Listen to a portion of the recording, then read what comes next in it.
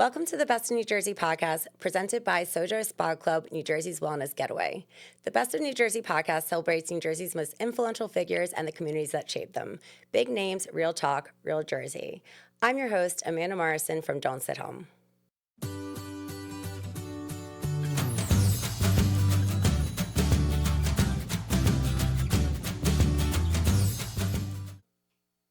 Today, I would like to welcome singer-songwriter, New Jersey native, Rutgers graduate, and recent American Idol contestant, Jake Thistle. Welcome to the podcast. Thank you so much for having me. It really means a lot. So, let's talk a little bit about you. I mean, we have a lot to talk about, but let's talk about, your upbringing and your New Jersey roots, because we are the Best of New Jersey podcast. Sure. So let's start with, where did you grow up?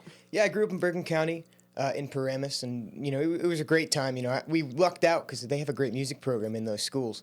But my parents didn't know that when they moved there. I just happened to go to the Paramus public schools, but they did a great job sort of allowing me to grow as a musician and really fostering that. And I learned a ton, being in that district.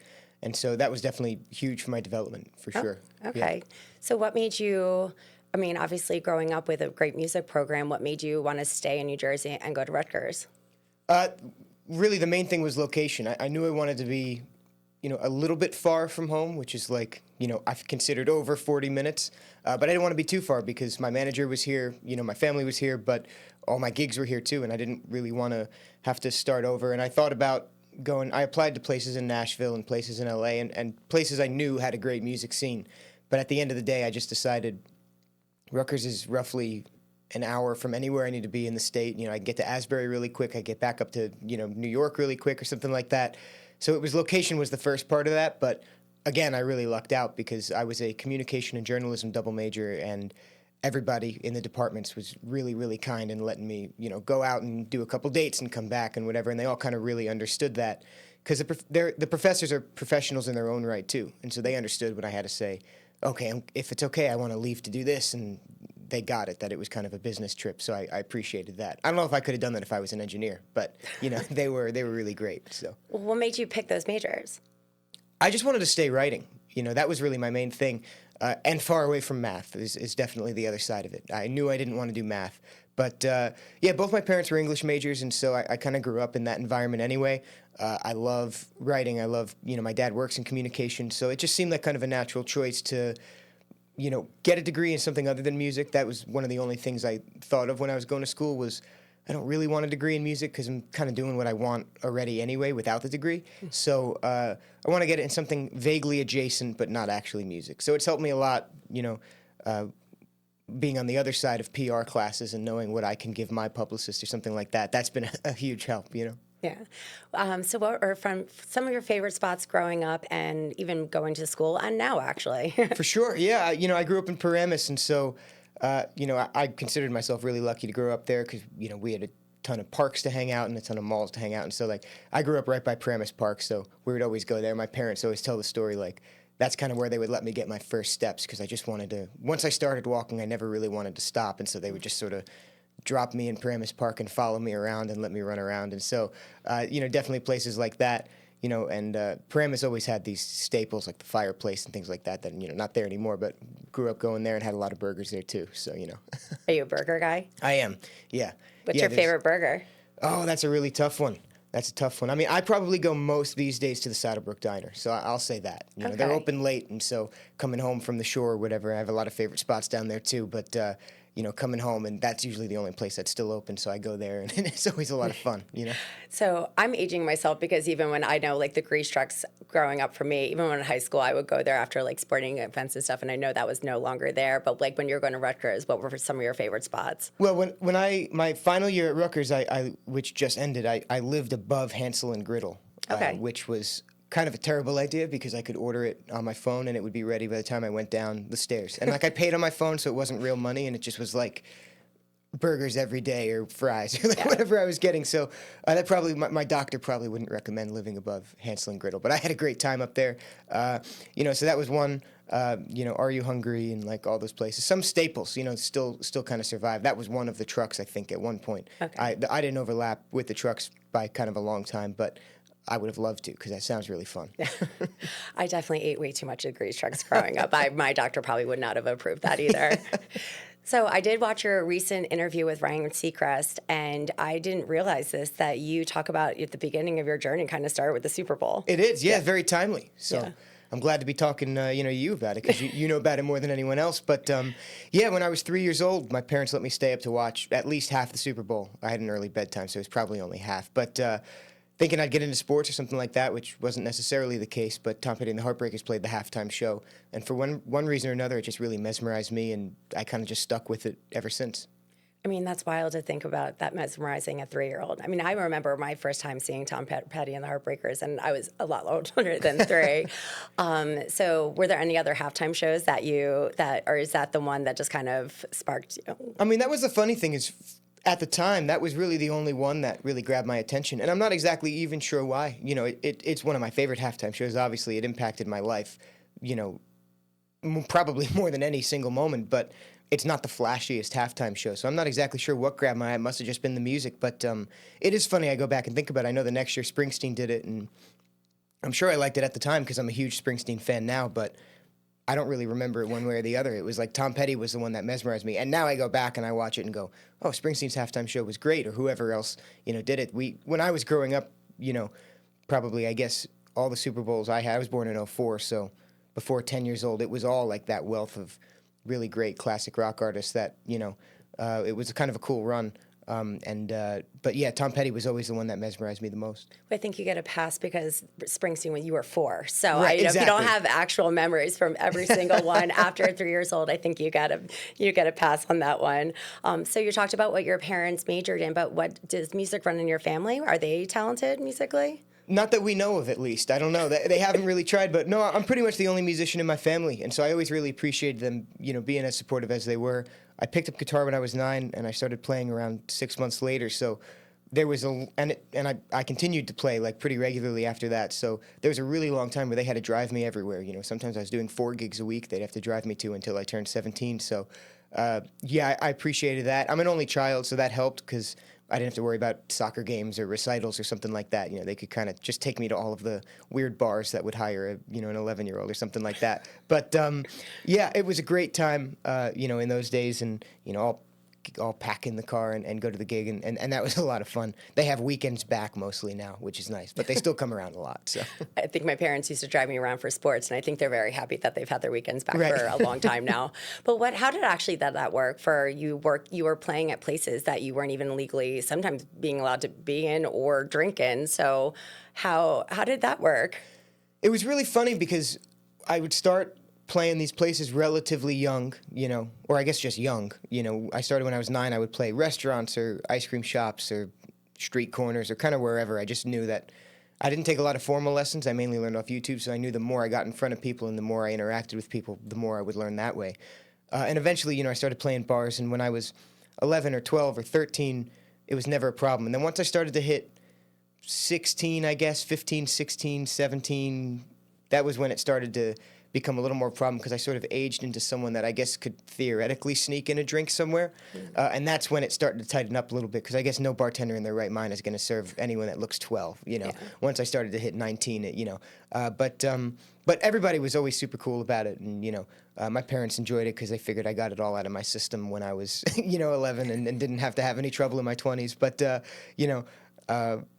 yeah, it was great, and I had my birthday when I am 21 now. So when I turned 21, we had my birthday show at the Wonder Bar in Asbury Park, which is a place I played multiple times, but never could go through the front door because they were strict 21 up, and I didn't want to break any of those rules. So I was coming through the kitchen or whatever, and so it was nice we did the birthday show there, and I could kind of plant my flag and say, okay, I'm allowed in the building now. Did you have your first 21-year-old drink in Wonder Bar?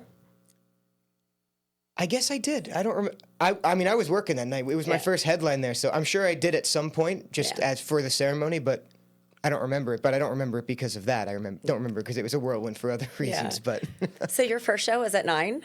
yes, yeah, it was a open mic night in Hackettstown. It just kind of came up organically. There was a family friend. Actually, a family friend who had given me my first guitar, they had known of it, and it kind of made its way back, and my mom had said, oh, why don't you go, try out, just do it, have fun. So we went over, and it was good. I opened it up, played 3 songs. It was like my first time ever playing in public, and I was just so excited. That's all I remember about it, really. I don't remember much of the actual night, but I just remember going there and being like, oh, I can't wait to do this. Like, this is going to be so fun. And so I kept going back, and the guy that had that open mic had other open mics, and he would say, oh, come to this one or whatever, and then eventually some of those places would hire me, or he would recommend me for places, and it just kind of snowballed from there. Okay, because I know I've been hearing about you for a long time from my parents, and I don't even actually know. I don't even actually know exactly when, because did my dad? What's the connection with my parents? The year, I'm not sure, but they found me at Bacon Fest, I think. Okay. They might be able to, I'm sure on the way home I might get a call. Yeah. And say, no, that's not true. But I think they found me at Bacon Fest. Okay. Which is a festival in Easton, Pennsylvania. I started playing, I guess, when I was probably 13 or 14, something like that. And it was always a lot of fun. I mean, it's like over the course of the weekend, they have like almost 100,000 people or something like that. Like that just come and eat bacon and watch music. And I mean, the lines are like, you can't believe it. Like they shut down the middle of Easton, and it's like a sea of people. So it just was always a lot of fun. And first couple years I played acoustic. Then the next couple years I started to play, I guess, acoustic in the morning, and then I would bring my band at night, or in the afternoon, and we would do the 2 gigs, and it was always a lot of fun. But I think they saw me there for the first time, and then they brought me into Morristown. Yeah, my dad, I know he's always on the hunt for young talent, for either whether it's his parks or pools in Morris Township and stuff too. But I mean, it's been so wonderful hearing. I mean, my parents are 2 of your biggest cheerleaders, but it's been really nice to follow your success myself, because even seeing you from, or hearing from you from the beginning to seeing where you are now, it's been incredible.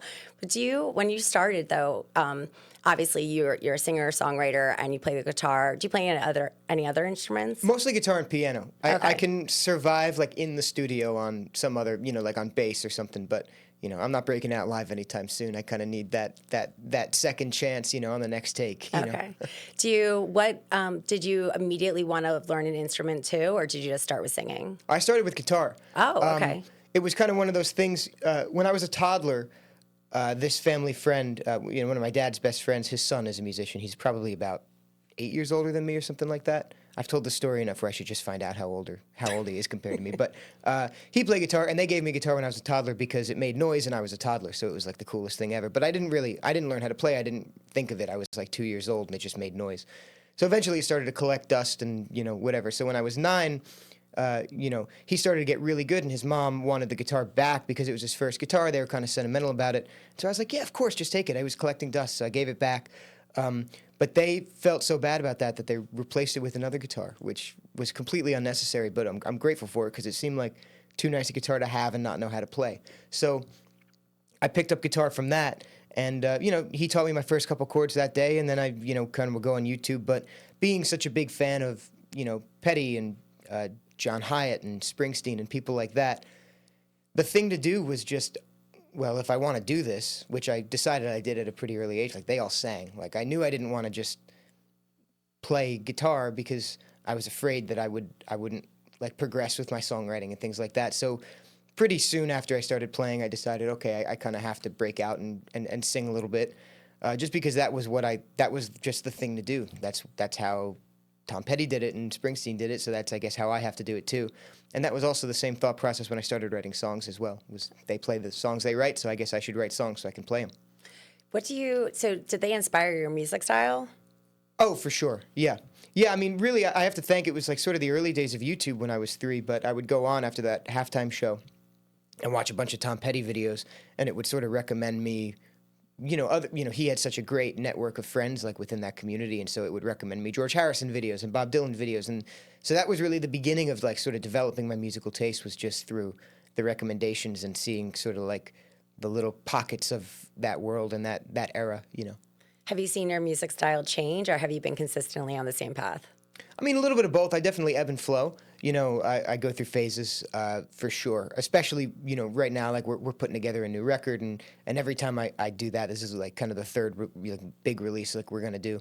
I always find myself sort of like getting deeper into one thing or another. So, I mean, I've definitely come around to, I listen to really all kinds of music. I sort of roll my eyes when people say that, but it is true. Like I just love music like as a whole, and I find it fascinating. And so Yeah, I'm a huge fan of some younger guys too, like Sam Fender and the War on Drugs and the Japanese House in the 1975, and like there's just so much great writing out there, from any era. I'm the same way. That's what I mean. Even growing up, like they look at all the different ticket stubs I would have, and there's no particular box that I fall in. So I completely understand. So when you were growing up, though, you're talking about how when your high school or like your schools growing up had a great music program. Was there any one particular mentor or mentors, either going like educationally or as you've you were playing in bars when you were 11. So was there anyone that kind of took you under their wing and really kind of tried to show you the ropes? Oh yeah, honestly, I'm so lucky to say more than I can ever count. In schools, my middle school music teacher was a guy named Greg Nolesnik, who is to this day probably one of the best piano players I've ever seen, and he taught choir as well. And like he just was one of those like he had been in the district I think roughly 35 years at the time, and like.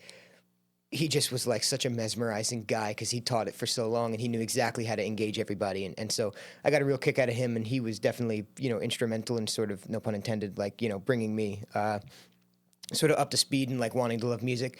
When I went to the high school, Bob Gizzy is an incredible teacher there that taught, he was like the head of jazz band, which I fell in love with really quickly. And he taught Piano Lab, which is where I sort of like first started fiddling around, on keyboard and just music theory. He was kind of like just the general music teacher, like for whatever they needed, he could do it. And he's also kind of a fixture in the New Jersey music scene too. So it was always funny because he was this teacher I loved and really respected in school, and then sometimes I would walk into a gig and he would be like subbing on piano like at a bar too, and I'd be like, oh, that's amazing, So there's so many others like that within the district that I really gravitated to. I did a jazz band with Dr. Wall in middle school as well, and people like that. But beyond that, I learned a ton. I played with a guy named Lou Pallo for a long time, who was we would play at this bar in Butler a lot. And Lou was the rhythm guitarist for the Les Paul Trio for years, and he just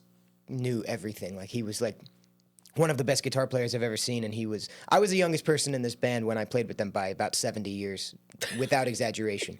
I was 16 when he was 86, so I can't even put into words how much I learned from Lou, and the other wealth of people he would bring in, because there was other young talent that would come in, and I would learn so much from them and how they were coming up in their journey. But then also he would bring in like just complete legends from the 50s, 60s, and 70s or whoever.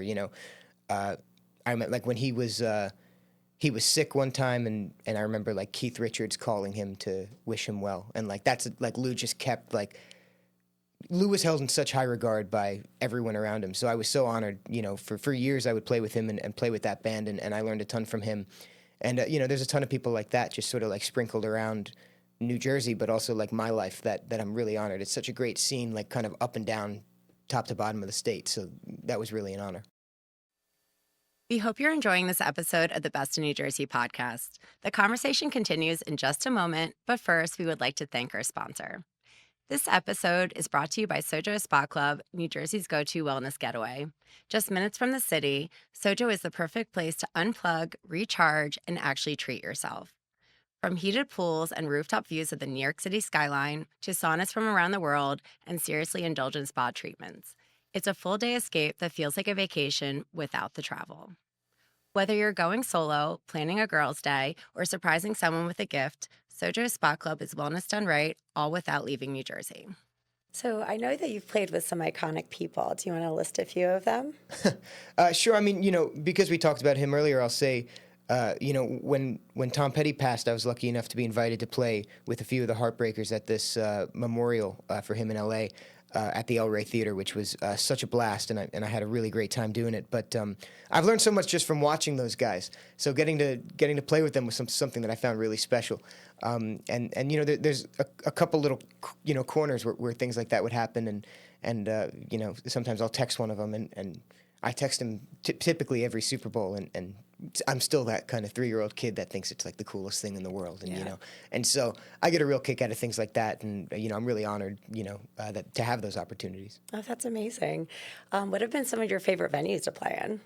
Oh man, that's tough. I just got off about a 4-week tour of Europe, which I had a great time in, and there were so many little venues we played out there. I was with the Light of Day Foundation, which is a Jersey-based charity that benefits Parkinson's research. And they take, a couple songwriters out every year to tour Europe, and they've got a decent presence over there that it was an honor to sort of see that sort of firsthand and the impact that the charity has, sort of all over the world. And we played these amazing small venues in and around, and some weren't even that small, but one of my favorite places, it's this place in, I'm probably not pronouncing it right, but Dorthof, Germany, called the Upstage. And I had heard of it. I had a lot of friends that played there, but I hadn't been there, obviously. And it's run by this couple, Ross and Petra, and they're huge Springsteen fans, and they're huge fans of Asbury Park. And they have this barn in this small town in Germany that they could probably fit 150 people in or so. And they just decorated the whole thing to look like Asbury Park. They have like the Stone Pony sign. They've got the Wonder Bar clown, whatever. And so I'd heard of this. This was probably the 5th date on tour, and we did them all in a row. So Sweden, whatever, we're doing this, we're doing that. And then I walk into this place, and it like kind of stopped me in my tracks because I'm like, well, am I back home? You know what I mean? Yeah. Like they did such a meticulously amazing job decorating this place. And that was just a place I found really special. We were there for 2 nights, and they're some of the sweetest people. We were able to stay sort of like on the grounds of it. And so that's a place that always comes to mind because it was such an honor to get to play there. But there were a ton of little spots like that in Europe where I just would kind of be able to pause and say, this is really an amazing place. Like I'm so honored to be, standing here. What's your favorite venue in New Jersey to play in or to go see a show? Oh man, that's tough. I mean, I play in Asbury so much, so I'm a little biased there. One of my favorite venues to play in is probably the Wonder Bar, just because we did the birthday show there. It was my first headline, in the Wonder Bar. We sold it out, and I was so grateful for that because I really wasn't sure how it was going to go. And that just was a really warm experience for me. So every time I play there, I think of that. Of course, the Pony, is so iconic. I've seen a bunch of great shows at Asbury Lanes. I've played there as well, and that's always a great time. But I remember I'm a huge fan of the Japanese House, and I saw them at Asbury Lanes, and that was a really, really fun show. I don't go to a lot of standing room shows, just because the artists that I typically go see on tour are playing seated places now. But that was a really fun, high-energy show. So I'll say Asbury Lanes, too. Okay. I'm biased for Asbury. Okay. I know there's so many great venues there. I've seen a lot of shows there. So let's switch gears and talk American Idol. So first of all, was your goal? Did you always want to do like maybe a show or a competition? And is this your first one? Yeah, this is my first one. I'm not sure. I mean, it was on the radar for a little bit. Producers had reached out for a couple years, and sort of the timing was never right. Either I was going on the road and I wouldn't be able to get down for it, or I had a record coming out that I needed to promote and it wouldn't have worked with, this or that or whatever. And so this year when they reached out, it just sort of, the stars aligned. I was graduating school a semester early, so I knew that, if I were lucky enough to advance, I wouldn't have to take a semester off or anything like that. I could just really give it my all and make it a priority. And so just kind of worked out, and so I went down to do it. All the auditions were in Nashville, so I flew down for it and had a great time. I wasn't there for too long, 24 seasons in, they better be efficient, So I was in and out, and they did a great job sort of like fostering a really creative environment, way that all the contestants can hang.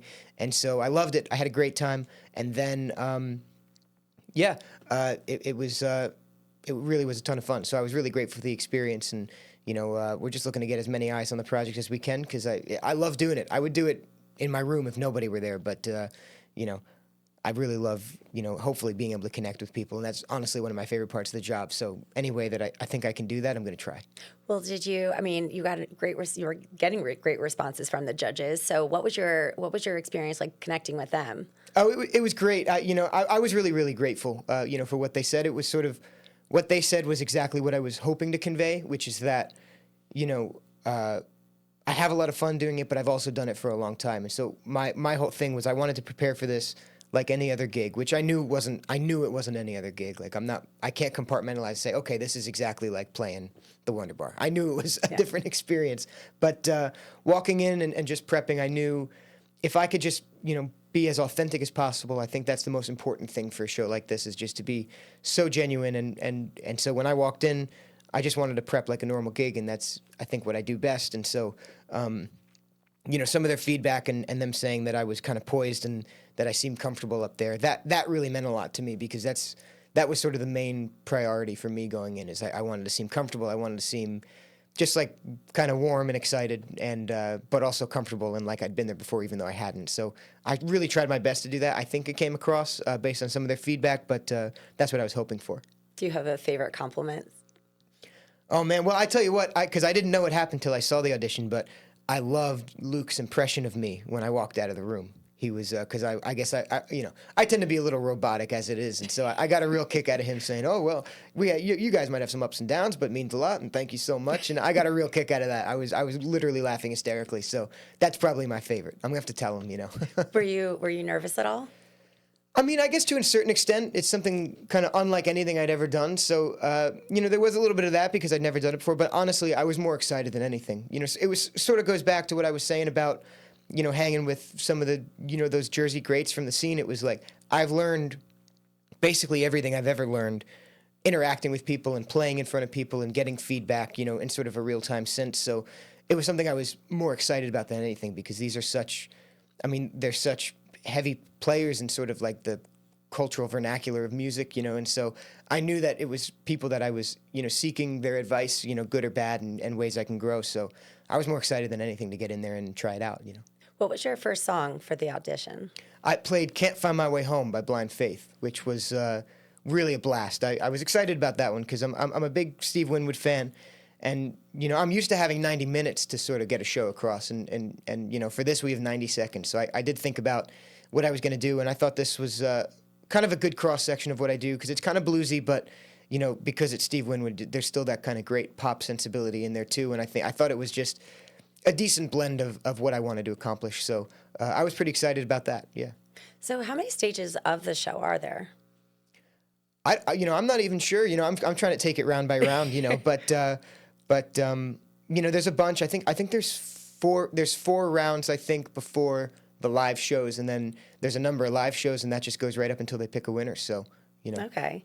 That's because even from the start, when you said that producers are reaching out to you, what's even the timing wise when you get approved for it till you go to the audition for it to air?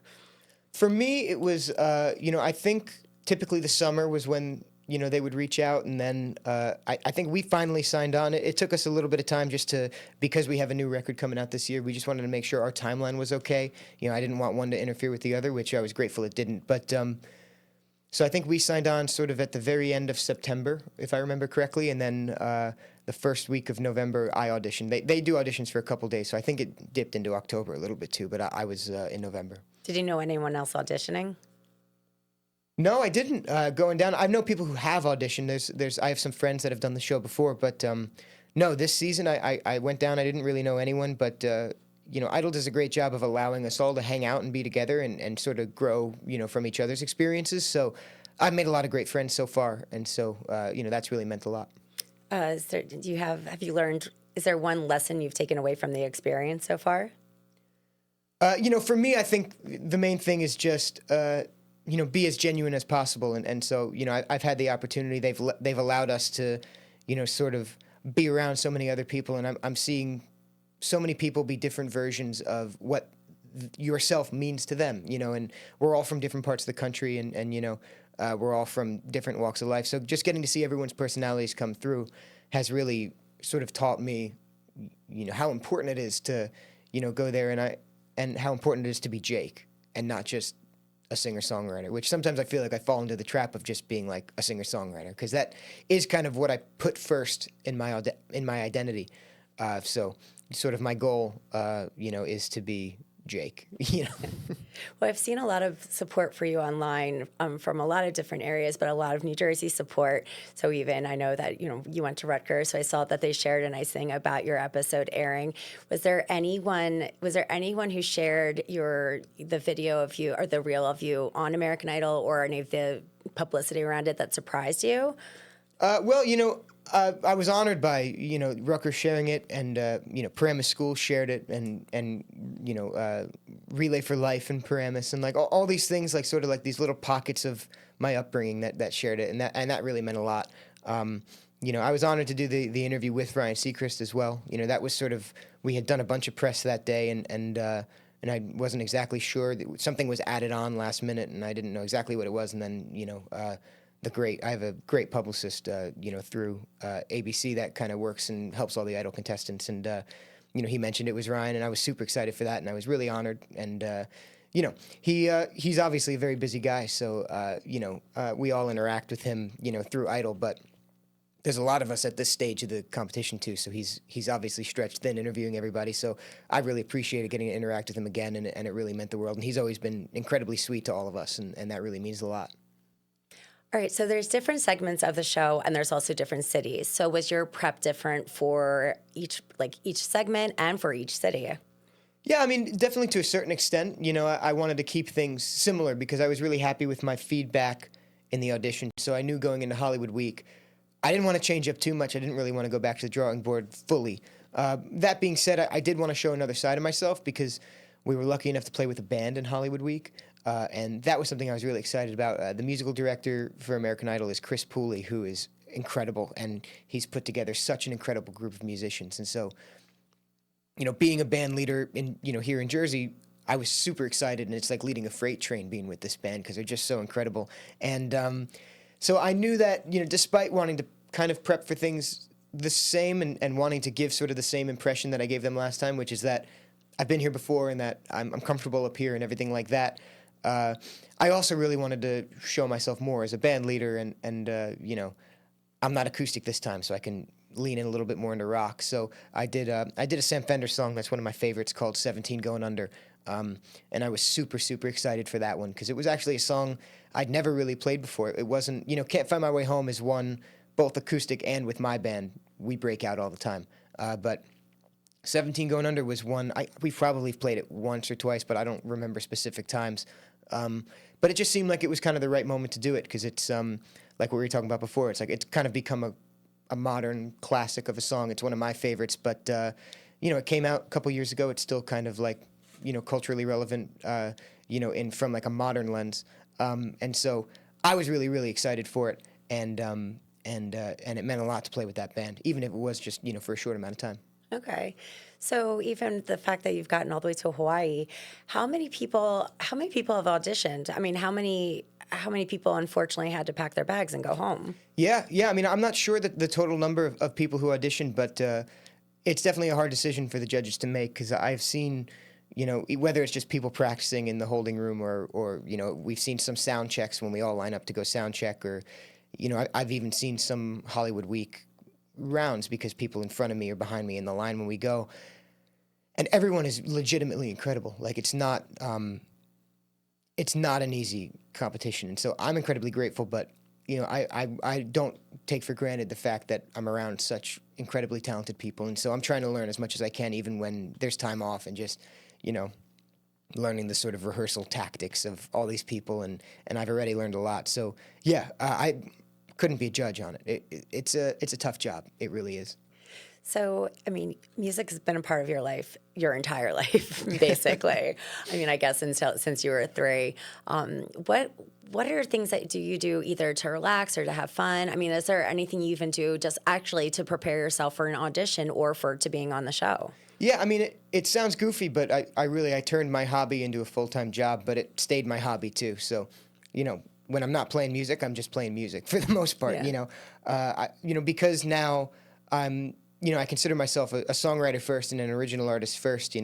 Sort of like the work, which is a ton of fun, is sort of the writing and producing and touring and things like that. So a lot of times to unwind, I'm just sitting there playing covers of old songs, whether songs I grew up with and loved or new songs I've heard, and just kind of like recreationally learning it, knowing that it might not be how it used to be for a YouTube video, like to get something out to post like a cover every day, because I've kind of shifted gears a little bit from that, but just for my own sanity, in my own. And I know it helps, I try to learn from every song I learn. So when I write a song, I can pull from things. And so I think it helps a lot, but that's really what I spend most of my time doing. So do you have a favorite original song? Oh man, that's tough. Well, one song I'm really proud of is a song called Sleep on Me, which is sort of my latest single that came out. And And the reason I'm super excited about it is because it's the first song in a very long time that I recorded live with a band, like in the room together. Typically, it's kind of like me and a producer sitting like this, and we'll pull up the demo and lay down a drum track, and then I'll play some guitar and bass and whatever. And I've always really enjoyed that because it allows me full control. I know what every part is doing because I played it, or at least the producer played it right in front of me.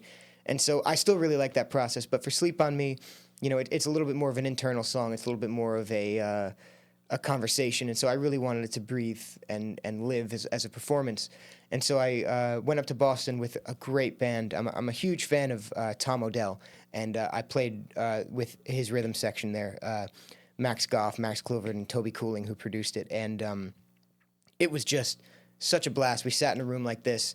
I was on guitar, another guitar, bass, and drums, and we, from them never hearing it to the end of the session, I think we played it 4 times, and I think we ended up releasing take 2. That's how good of a band they are.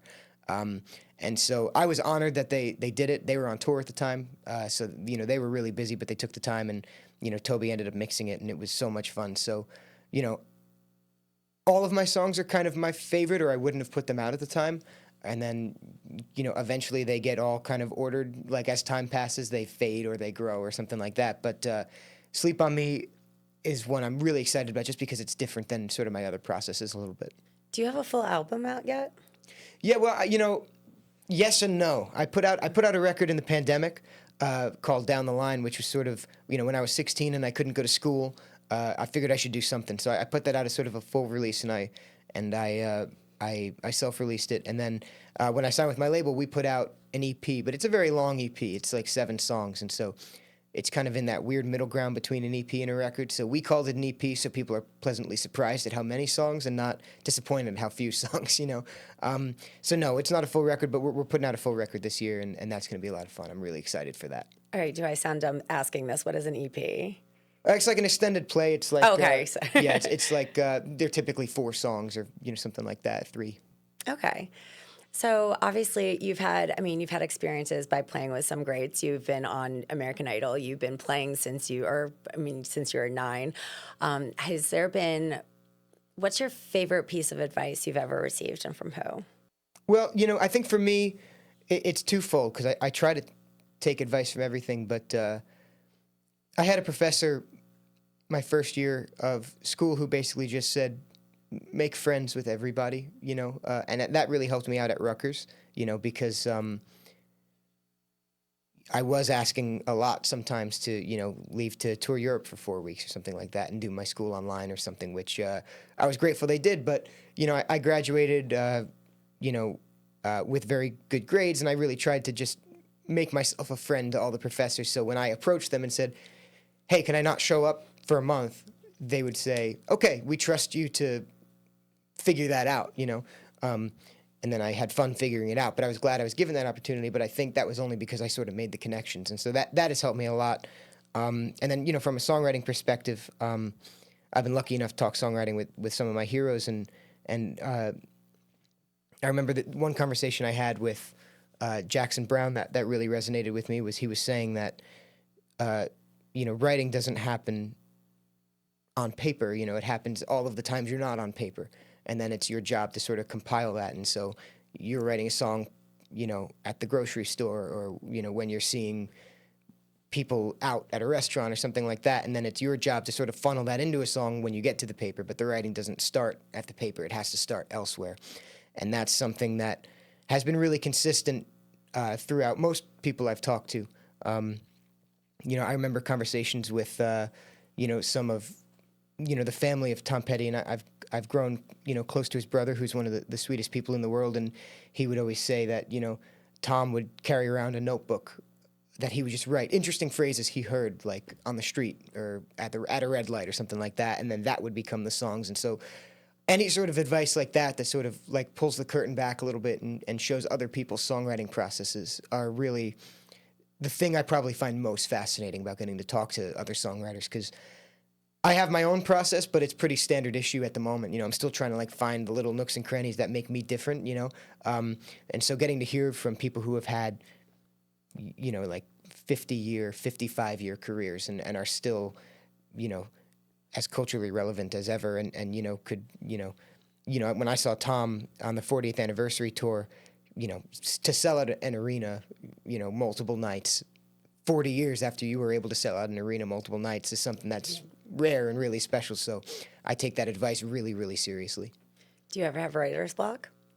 Oh, all the time, constantly. Every time I think I've written a good song, it's followed by at least a week of panic that I'm never going to write a song again, But I think,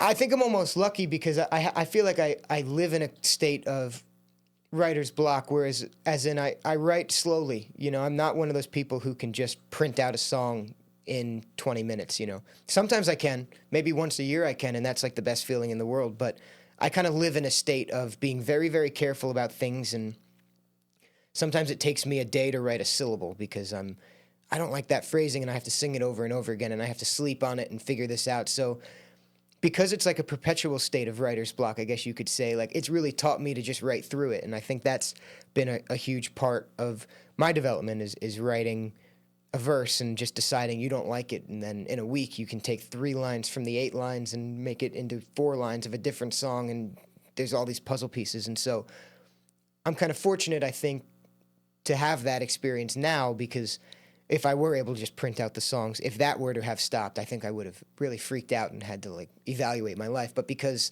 sometimes it will take me a month to write a song, I'm kind of used to it at this point. And so I'm still working on trying to figure out how to bulldoze through it. Right now I'm like gingerly running through it, but we'll figure it out. We talked about what your favorite songs or venues were, but do your parents have, they've been, they've taken you on the road for, since you were 9. Do they have any favorite songs or venues that you've either sang or played in? Yeah, for sure. I'm trying to think, they liked, when I played with Lou, it was at a bar called Jigs, which was in Butler. And I think they always got a kick out of going there. That was kind of a cool place, and it recently, closed or changed ownership. But it was a great place, and it was sort of like whatever you're picturing, that's what it was. You know what I mean? Like, it was like a cool roadside bar that had like great music from like the coolest little, like pockets of musicians, and you would walk in and you would not know that this person was like, like a Rock Hall of Fame member or something like that. And it just was, it was a really welcoming place. And so I spent like the years probably when I was maybe 12 to 16, I was spending a lot of time there. And so I think they appreciated sort of my development, in there and how I grew as a musician. I learned a lot just from being in those walls. Okay. What is one piece of advice you would give to newer young talent? Oh, man. Well, I already burned my making friends advice because that's the one I usually go to. But I would just say to make sure you do more than, I've learned so much being on stage. And so I think it's super valuable to practice in your room every day. But I think as soon as you feel you're ready to get out there and play in front of people, and that might be in a week or that might be in 10 years, I'm not sure. But that's by far where I've learned the most and where I've developed the most, and I think it's more important than it gets credit for is sort of getting in front of even 3 people, right? Like when the judges are 3 people, but that was one of the experiences where I've learned the most, And so there's no type of crowd that's not a good crowd to start in, as long as they're supportive of you in the sense that they want to help you learn. And I've been really lucky. New Jersey has such a fantastic music scene that there's so many places where I can figure that out. And there were places I was able to figure that out. So especially if you're in the Jersey area, do it. There's no excuse not to. It's an amazing scene in every area. All right. Well, thank you so much for being here. Thank you for having me. So how can people follow your journey and actually find your music? Yeah. My website is jakethistle.com, THISTLE, and that's kind of the center for everything. And then I'm at Jake Thistle Music on all socials, and Jake Thistle on the streaming services. All right. Thank you so much. Thank you. And I'm Amanda Morrison. You can follow me at Don't Sit Home and the Best of New Jersey podcast. Thank you for listening. Make sure you check us out wherever you listen to your favorite podcasts, and follow us at Don't Sit Home and the Best of NJ podcast on social media.